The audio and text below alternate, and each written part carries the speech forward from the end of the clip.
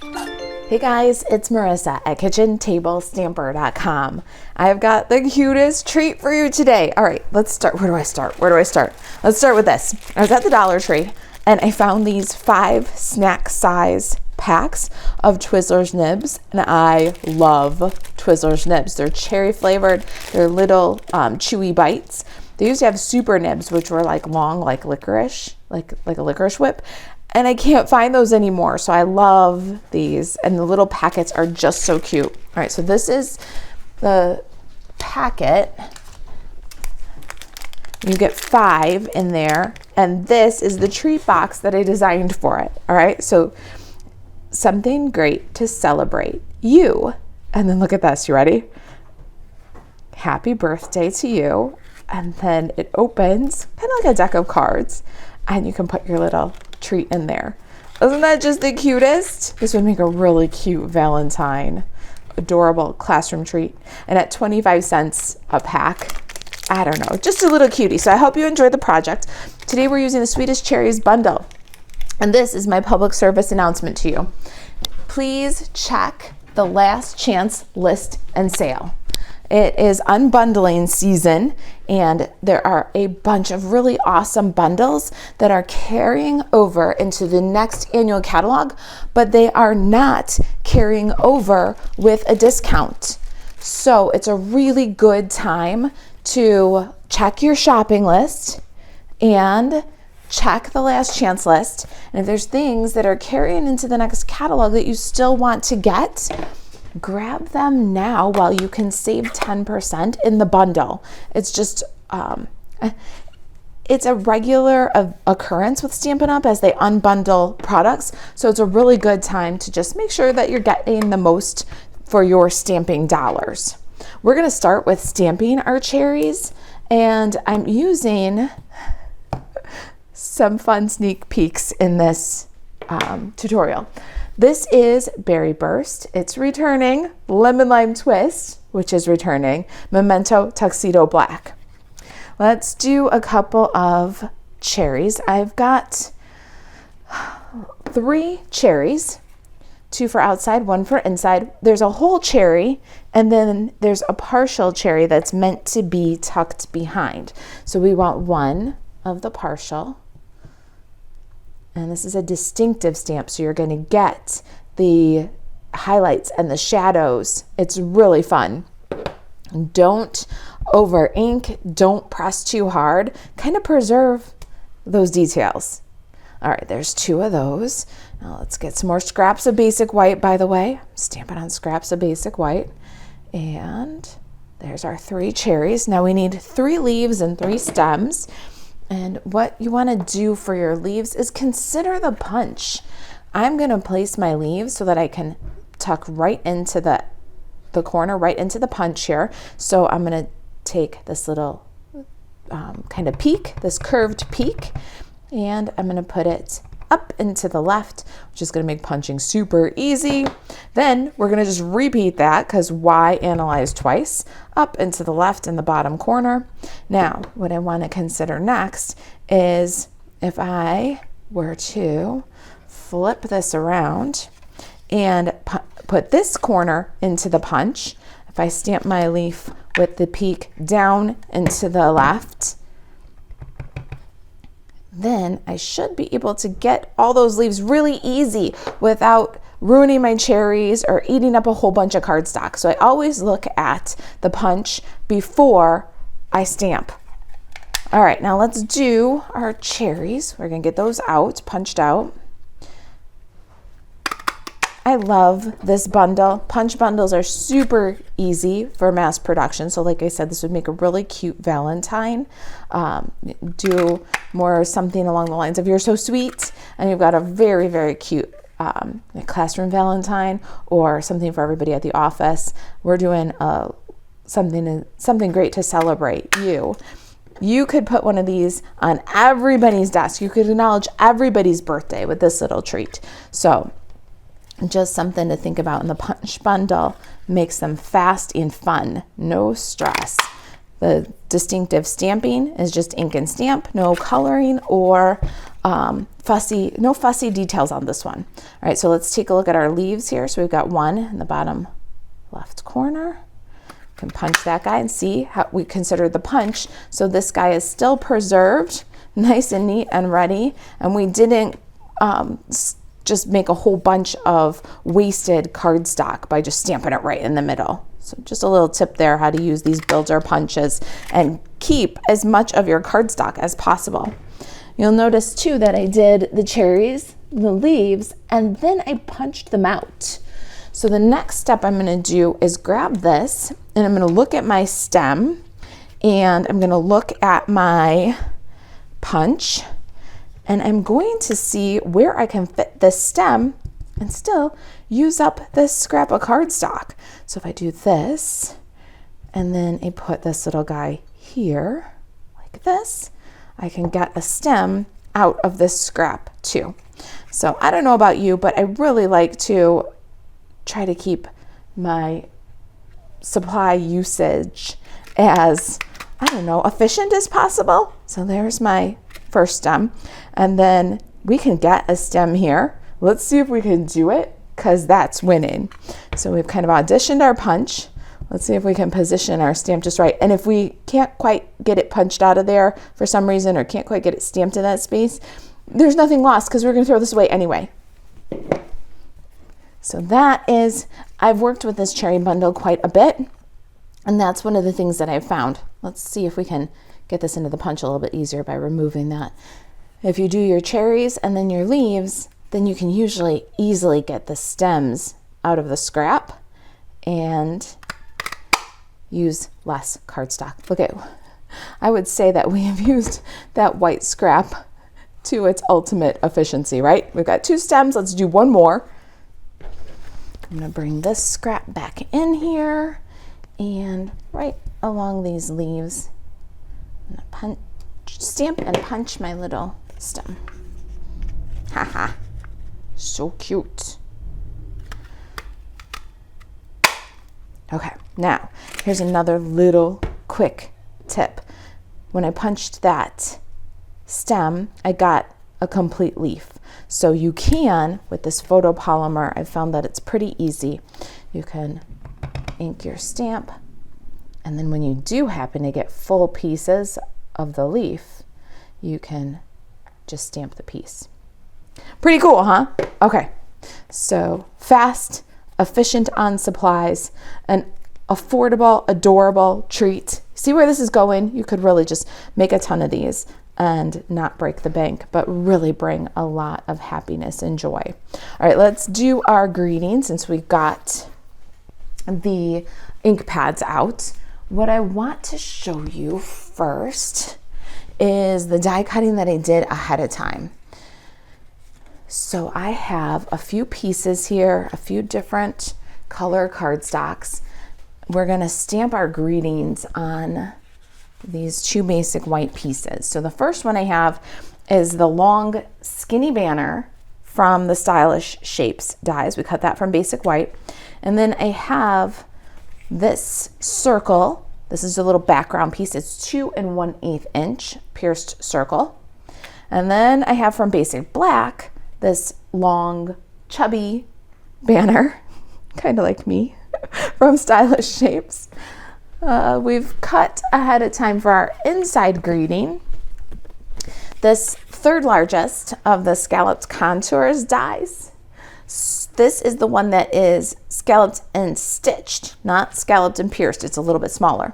And the last one that I cut ahead of time was from Lemon Lime Twist. Yes, Lemon Lime Twist ink and cardstock are back in the new catalog. I love this. 2 9/16, so it's the 3rd from largest scallop layering circles. Now, the layering circles are retiring. So again, check that last chance list. All right, let me close up the Berry Burst, Lemon Lime Twist, and get them out of here. Our greetings are from a rubber stamp set, so we don't need the Stampin' Pierce mat when we're using rubber, only for photopolymer. I need my trimmer because we're gonna modify this shape for our inside greeting. So we've got our trimmer. What we're gonna do is we're gonna split this 1, 2, 3, 4, 5 scallops from the left, all right? So line it up on your trimmer. Make sure that your blade is gonna go in at the center between the 5th and 6th scallop and exit is nicely centered.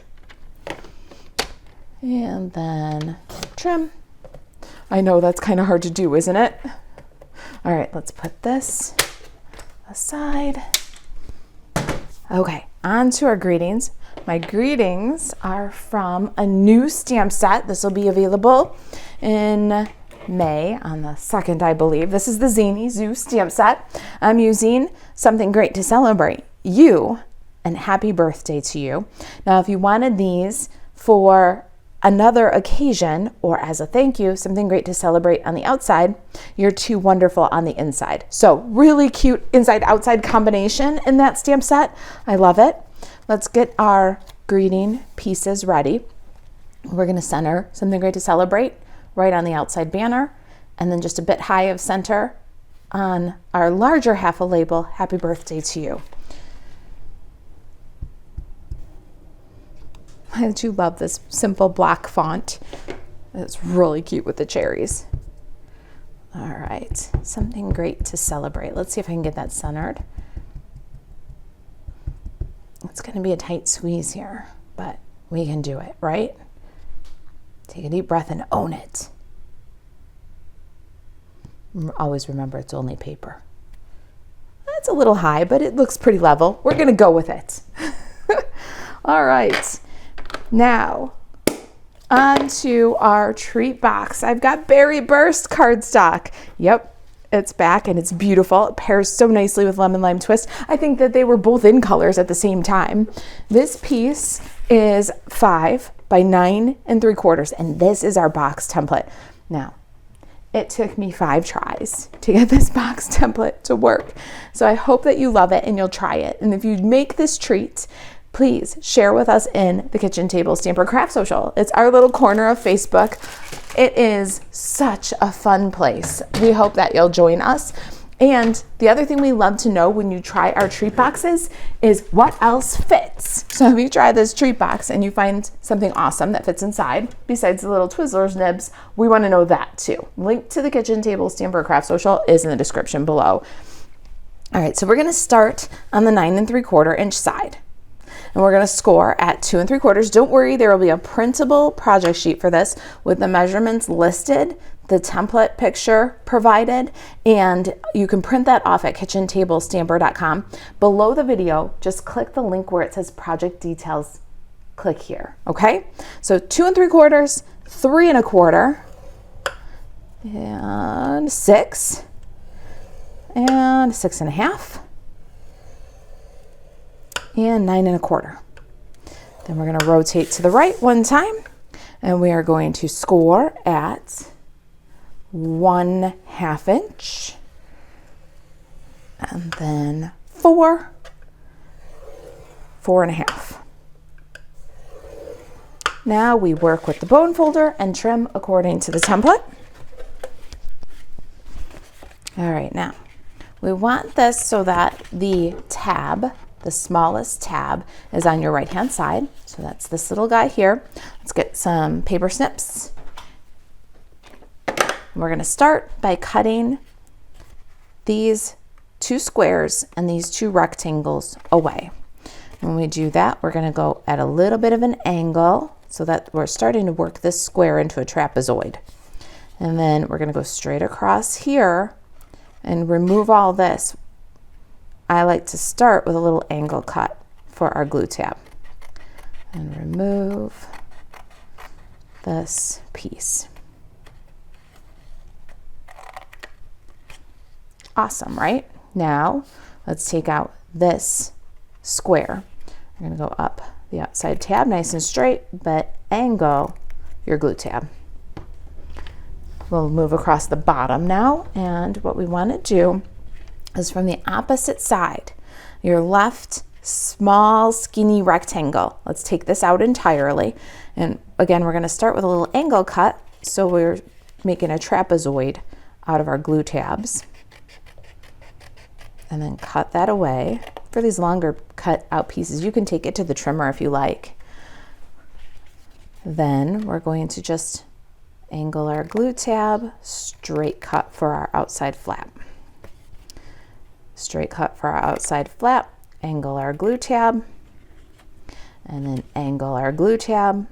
And when you angle these so that your corners of your box comes together nice and square, and you leave the straight on the outside flaps so that you get a nice square finish on those cuts. So that's the method to the madness. All right, now for the top. Again, we're going all the way to the left-hand side. There's 2 rectangles. Let's cut those out. This is where you can go to your paper trimmer if you want to, because you're just going to do a nice straight cut, removing the score line. And then an angle cut, removing those 2 rectangles. All right, all that's left is to make our glue tabs and our tuck tab. So we're going to liberate the glue tab from the tuck tab, cut straight along the tuck tab, angle along the glue tab, remove this little trapezoid that's left at the top. All right, now same thing for the opposite side. Straight along the tab, the tuck tab, and then I'm going to go across and remove the square and then angle the tuck tab. All right, that is our box. So cute. You're gonna love this treat box. It's just so cute. All right, now I've got Designer Series paper here. This is the Designer Series paper that coordinates with that Zany Zoo stamp set that I showed you. More sneak peeks. This will be available starting May 2nd. If you need a new catalog, an annual catalog, please email marissa@kitchentablestamper.com. If you are a Kitchen Table Stamper customer, which means that you have ordered from me in the last 4 months, you have received an email asking, do you want an annual catalog? Yes or no? And if yes, please confirm your mailing address. So if you have not answered that email yet, please do. And if you have not purchased anything from me in the last 4 months in my Stampin' Up store, then please email me and request a copy of the catalog. I'm happy to send you the first one for free. All right, so this is the paper we're using today. I'm giving you a sneak peek of all the patterns. Look at all these Zany Zoo animals. Are they not just the most fun? Look at the warthog with the banjo. Oh my gosh. It's just hysterical. And then a basic black and white pattern on the opposite side. These pieces are 2.5 by 3 1/4. 3 pieces.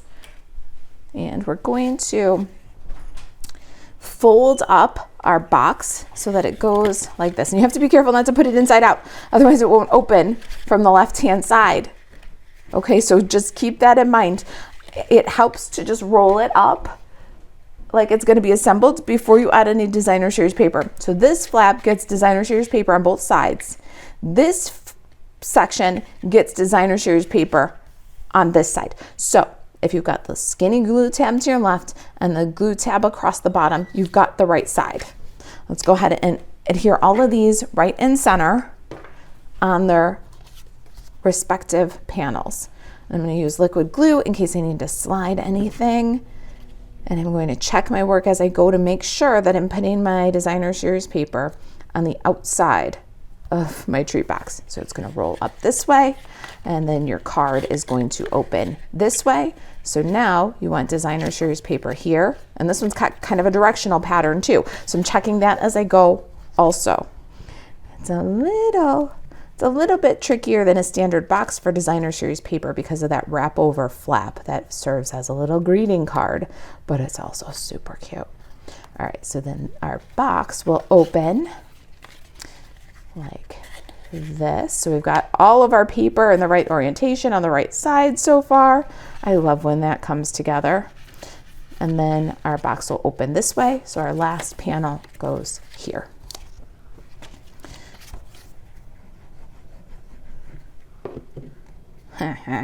Love it. Da-da.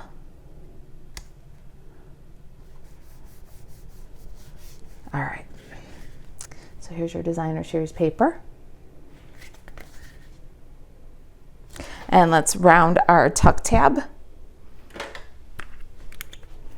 I'm using my handy dandy We Are corner rounder at the 1/4 inch side. There's a 1/4 inch and a 1/2 inch side on this chomper. If you're not familiar with it, it's got both, so I usually try to tell you. And most of the time I use the 1/4 inch, especially for tuck tabs, because we're trying to bulk that corner or debulk that corner so that it closes and slides easily. So 1/4 inch is what I usually use. You can use whatever you've got. All right, now last little detail here. Oh, I gotta. The problem is with the designer series paper on there, you can really see if you didn't cut the entire score line off. There, much better. Now for this panel right here, we want a little tuck tab, like a thumb notch. So I cannot see center. I'm going to use my grid paper, love my grid paper, to mark center within this panel. So I usually will just take the score lines, and a centering ruler works out from 0. We're going to add a score line here. We need 1 3/8. So we've got this score line is at 1 3/8. This score line is at 1 3/8. We're just going to make a little mark there. And now I can get much closer to center for my little tuck tab, the little thumb notch there. That makes it just so much easier to open and even close this box. I'm using a 1/2 inch circle punch. You can use a little bit bigger if you want. I wouldn't go any smaller. I use 3/8 for paper piecing oftentimes, so I do have a 3/8 inch circle, but I wouldn't go smaller. You could do 3/4, and that would work just fine also. All right. Love it. Don't you love it? And now glue. I'm going to use tear and tape to hold my box together. You can use liquid glue for constructing boxes. The only thing is you got to hold each joint, I guess, while you're working. So I like the instant grab of the tear and tape. I've got tear and tape on the glue tab. We're going to bring this glue tab so that 1/2 inch glue tab on this 1/2 inch box side. So fold your tab and then bring this fold to this score line. And once you've got that nice and straight on that score line, you can burnish, and the box will fold flat, pops up, and there is your adorable box with built-in greeting card. Now we can close this little tuck tab side if we want to. And then what we want here is for the seams to go to the back. We always want the seams to go to the back. So I'm going to drop my treat in from the bottom, tuck in, and then forward from the back side. I'm going to put my tear and tape adhesive here.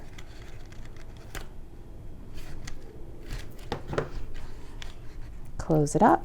Treat is snug and secure inside the box now. Pretty cool, huh? Let's decorate. I'm so loving this box. I'm telling you, I was up late. This is a labor of love. It took me 5 tries by the time I got this one. Tell me in the comments what you think. Do you like the box? All right. My layers, these cherries are gonna live on these gorgeous layers of bold contrast, don't you think? Let's get some Stampin' Dimensionals. And I love the different layers of dimensionals on treat boxes. You can do that. So we're gonna glue the lemon lime twist, pop the white circle, and then pop the greeting. So we got double dimensionals going on here, and I love that for treat boxes. So let's get some dimensionals and some liquid glue. We're going to do a combination throughout our layers.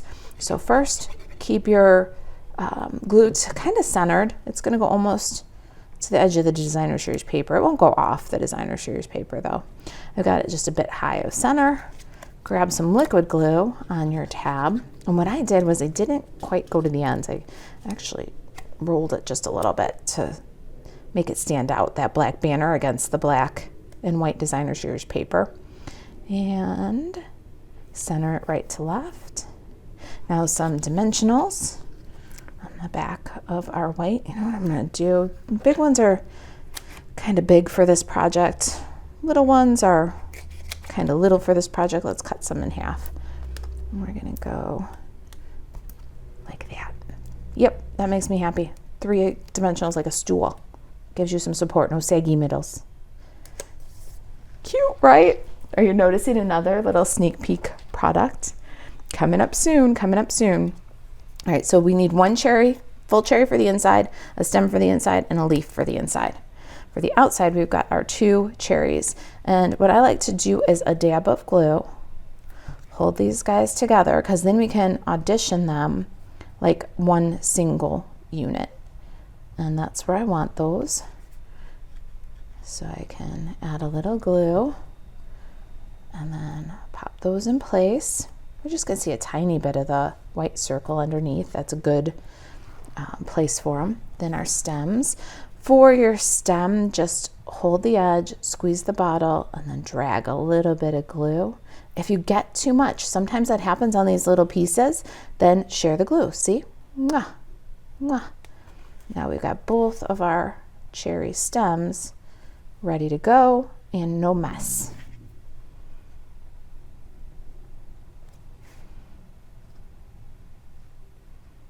I like liquid glue because I have a second to arrange that the way I like it. Our greeting, I'm going to curl the end just a little bit again because we can. It's a treat.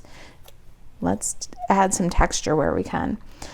The something end is going to be supported with the leaves, so what you want, and the U end is going to be past the circle.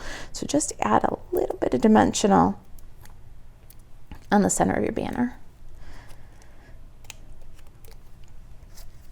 And pop that so that you can see the stems, and it's going to extend past the edge of the greeting just a little bit. That's okay. There we go. Oh, look! I got this one from the stamp graveyard, from the scrap graveyard. I've got 2 different banners here. Oh no. That one's a smaller banner. No wonder why it looks so roomy. See, that's what happens. Do you guys share all of your save all of your little scrap cutout pieces? Let me go get a smaller banner. Hold on. Okay, I'm back. Do you guys ever do that to yourself? I guess it's story time, and it's leave a comment time. So I keep all the pieces that I cut, either extras or to audition a piece, and I keep them in a bag.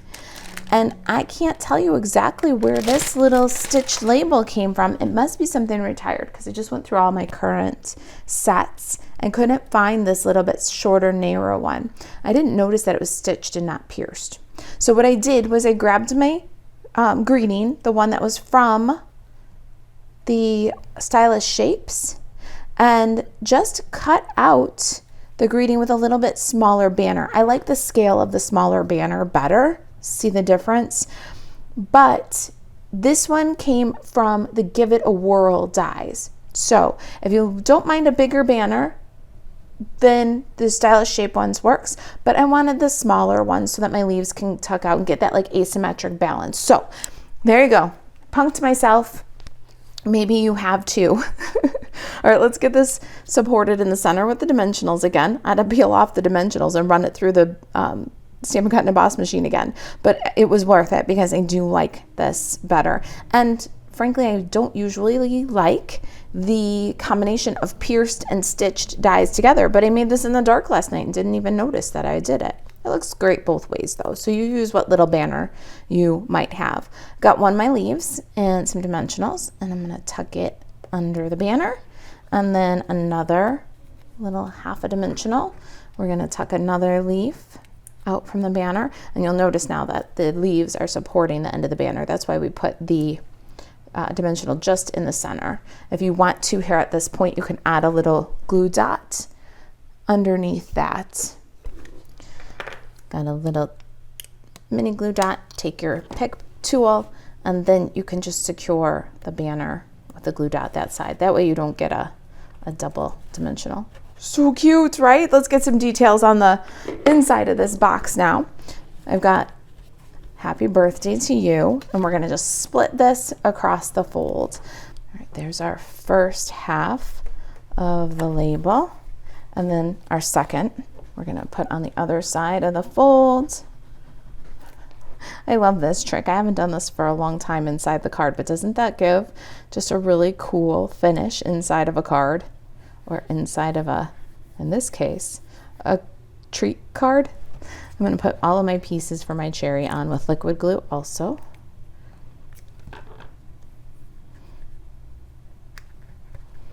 I love this bundle. If you like it too and it's on your shopping list, pick it up with It's got a discount. Don't wait until the next catalog. Oh, I smeared a little glue right here, so I'm just going to use my leaf to pick it up. And then there. Oh, I did 2 leaves on the inside. Where's that other one that I showed you how to do? So cute inside. Now the last touch for outside, I am going to use another little sneak peek product here. This is the Ribbon Duo Combo. It is part of the Zany Zoo suite, and lemon lime twist. It's a tiny stitched ribbon. Let's tie a loopy bow. After all, what's a gift without a big loopy bow, right? There's just something special about tying a big bow, putting it on top. It makes even the littlest gift, like Twizzlers nibs in an adorable package, just seem even more special. There's our bow. I guess I should show you the other ribbon, right? Isn't that pretty? It's a petal pink stitched ribbon. So gorgeous. I love this combo pack, and I love both pieces equally, which is really exciting, or both designs equally, which is really exciting. And there is our bow on top. The bow on top of our cherry on top. My embellishment for this project is the Glossy Dots from the Glossy Dots assortment. I'm using this pink one, which I think is polished pink, technically, but I think it looks great with Berry Burst. Now, these little skinny dots like this, I found that it's easier if you just push them so that you can release them from the paper. Once they're released, then it's easier to pick them up with your take your pick tool. And I'm just gonna, you know what, I might have to do this opposite. Let's see what we can do. Maybe. Does it matter if it touches the cherry? I don't think so. I am by no means a dingle expert. I like to put them, but I tend to stop at 2 because sometimes the third one baffles me where to put it. But I think that works, right? All right, you guys, something great to celebrate. That's you. Thanks for watching. Leave some comments. It was definitely an interactive video today. I'd love to hear about your die cut graveyard. All right, and join us over on the Craft Social too, where we've got a great community of awesome stamping friends. If you've got any questions, email Marisa at kitchentablestamper.com. And to shop Stampin' Up 24/7, you can buzz over to marisaalvarez.stampinup.net. Thanks for watching. I'll see you next time.